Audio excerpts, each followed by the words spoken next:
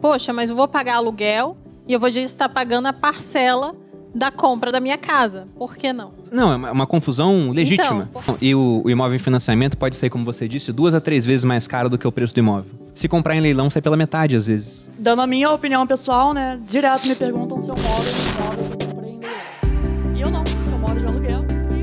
E já que a gente está falando de financiamento, fala aí um pouco, então, por que antes você não investia em imóveis e as pessoas achavam um absurdo? Nossa, você está falando contra os imóveis.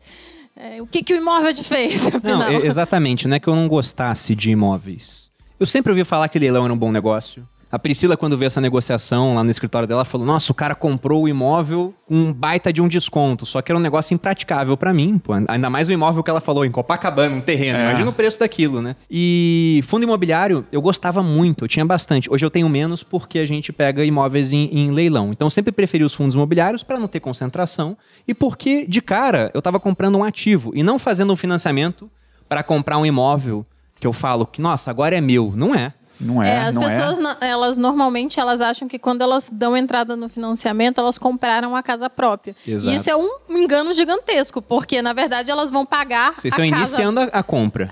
Vão pagar aquela casa, às vezes, mais do que 2, 3 vezes o valor dela, por anos. Então, ela não é sua. Se você deixar de pagar, você pode perder essa casa, inclusive entrar em leilão. Essa pessoa que comprou financiada não é proprietário. O proprietário é o banco, que fez aquele ele tá na escritura, né? Isso vai gravado na escritura. Sim. Que o banco é... Exato. E aí eu pensava o seguinte, todo mundo fala que banco lucra milhões, bilhões por ano, né? Porque ele faz muito financiamento. E na outra ponta tem as pessoas comprando os imóveis delas que não são delas ainda. Eu quero estar em qual ponta? Eu vou comprar a ação de Itaúsa. A gente deixou de comprar móveis durante muito tempo por conta disso. E imóvel eu deixo pra depois. Até porque eu era militar. Eu não sabia que a gente ia vir parar na internet, mas depois viemos. Então, ambas as ocupações me davam uma mobilidade muito grande. Eu não sabia onde eu ia estar depois de alguns anos. Então, agora só que a gente sentou pra ver essa questão de imóvel. Mas uma confusão que as pessoas têm, ou sei lá, uma ideia que elas têm poxa, mas eu vou pagar aluguel e eu vou estar pagando a parcela da compra da minha casa. Por que não? Não, é uma confusão legítima. Então, por que não? Eu tô perguntando. Pois é. Então, antes de eu dar minha opinião, qual a opinião de vocês? Isso de aluguel contra financiamento. O que vocês acham? Quando que vale a pena um ou outro? Ou se vale a pena financiar em algum momento? Não, no início da vida profissional das pessoas, não. Pra mim não vale, porque é você mobilizar muito dinheiro naquilo e numa localidade que pode ser que não te atenda. Então, assim, se olhar minha vida 5 anos atrás é uma, hoje é outra. E daqui a 2 anos pode ser outra. A então, gente já mudou em 5 anos quantas 4 vezes.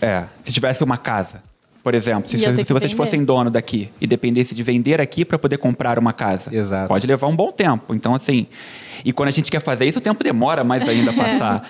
Então, assim, para quem está começando a vida profissional, não, assim, eu acho que ter um financiamento é você amarrar uma bola de ferro no seu pé. Você não vai estar pagando aluguel para o proprietário, mas vai estar pagando juros para o banco. Na maioria das vezes o juros é até maior do que o aluguel. Quase sempre, né? Eu acho que tá aí a grande confusão. As pessoas, elas estão pagando uma parcela que, na verdade, é mais juros do que, de fato, a parcela pela qual ela E como elas parcelam em muito tempo, 35 anos, era 30, depois passou para 35, daqui a pouco vai ser 40. Certamente. Cai sempre aquela ilusão. Poxa, mas a parcela é o mesmo preço do aluguel. É difícil você convencer as pessoas disso. E pode ser o mesmo preço, mas isso pode ser muito sintoma também da pessoa estar pesquisando mal o local para morar, né? Também. Sim. Porque ela fala, o preço está parecido ao aluguel e a passada do financiamento. Poxa, então tenta ver um aluguel mais baixo, porque você pagando aluguel mais baixo, sobrando para investir, você vai investindo o seu dinheiro em fundos imobiliários, por exemplo, já vai ter uma exposição ao mercado imobiliário, vai fazendo esse investimento, vai pegando o recebimento de aluguéis dos fundos mensais, vai investindo mais, vai construindo um pé de meia e daqui a pouco, depois de uns anos, você compra o imóvel dos seus sonhos. Perfeito. E aí para uma vida já mais ajustada. Sim, você tem uma previsibilidade maior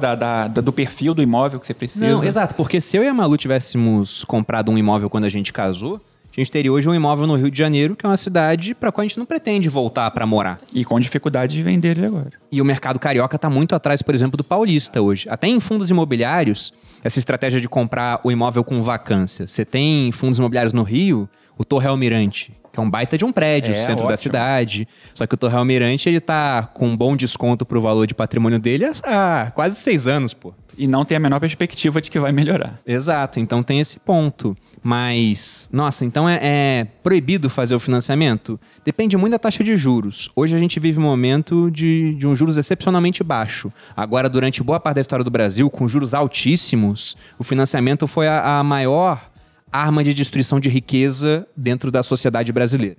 Esse negócio de quem casa quer casa fez com que muitas pessoas deixassem de ter um patrimônio maior acumulado ao longo da vida. Eu falo com a Malu, de que quer comprar a casa agora, que essa vai ser a terceira decisão mais importante da nossa vida. Porque a primeira foi o casamento. Para as pessoas é isso, casar com uma pessoa que vai te impulsionar para frente, sua vida muda. Com alguém que vai ficar te segurando, Sem dúvida. você pode ser uma pessoa de muito potencial e não vai conseguir para frente. A segunda foi criar um negócio, extremamente importante, trouxe a gente até aqui. E a terceira, que poderia ter sido antes da segunda, seria comprar um imóvel. Porque uma compra de um imóvel feita no momento errado, isso pode acabar com a vida financeira da pessoa. Porque ao invés de ter dinheiro para investir, ela simplesmente está pegando quase todo o capital dela, mais dívida, uma dívida que às vezes tem um prazo de 35 anos, com juros que podem ser muito altos. Pô, e é muito difícil recuperar disso depois. E pode ser que o imóvel valorize ou pode ser que não. Pode ser que não valorize e, assim, na melhor das hipóteses que a gente está comentando, que a pessoa continuar empregada, continuar com renda, já não é um negócio, já não é um bom negócio. E tendo qualquer imprevisto, que vai acontecer naturalmente no caminho com uma redução de renda e desemprego, pode ser a ruína. Você perdeu o pouco que você já pagou. Não, e o imóvel em financiamento pode ser, como você disse, 2 a 3 vezes mais caro do que o preço do imóvel. Se comprar em leilão, sai pela metade, às vezes. Dando a minha opinião pessoal, né? Direto me perguntam se eu moro em um móvel que eu comprei em leilão.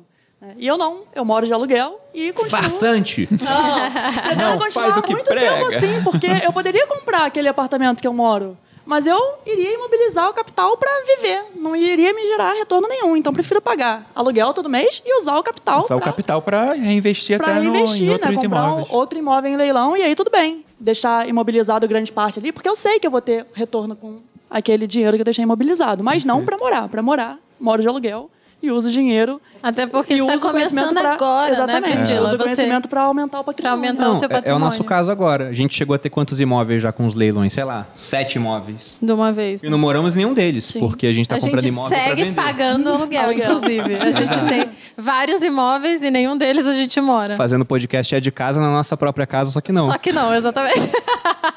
Mas quanto a essa questão que você disse aqui, Priscila, de eu moro de aluguel, sendo que eu já poderia comprar o imóvel. As próprias empresas fazem isso, né, Bruno? Elas pegam, por exemplo, os galpões que são delas e vendem para alugar o próprio galpão. Vendem. Para a empresa ela é vantajosa porque ela tira esse ativo do balanço dela, então aquele é um ativo imobilizado para ela, que não gera rendimento, não gera receita, não gera nada. A gente vem vendo isso muito em grandes redes de supermercado, enfim, grandes atacadistas.